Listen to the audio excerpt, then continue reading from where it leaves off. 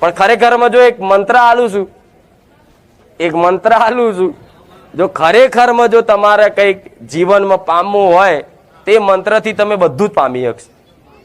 એ મંત્ર જો તમારા પૂરતો રાખવાનો, જે તે ઈચ્છા કરો એ બધી પૂરી થાય. તમારે પૈસા જોઈએ તો પૈસા આવશે, ઘર જોઈએ તો ઘરે આવશે, પણ શું માગવાનું એ કહીશ. આલુ મંત્ર એક, કોઈને કહેવાનું નહીં તો નકર ના રહસ્ય બહાર પડી જાય. પાછું મારા દીકરાએ જે મંત્ર વાપર્યા અમુક નહીં કેતા આ તો ભાઈ કઈ મંત્ર તંત્ર છે કેવો તો જ આવું કામ થાય. તો માતા કહું છું હા મંત્ર છે, જાહેરમાં આલું છું, તાકાત હોય વાપરો, લઈ જવો મંત્ર, ઉચ્ચારણ કરી જુઓ. આ શું ખોટું? કઈક ભુવાઓ આવું એકબીજા વાતો કરે, આ તો ભાઈ સાધના વાળું છે.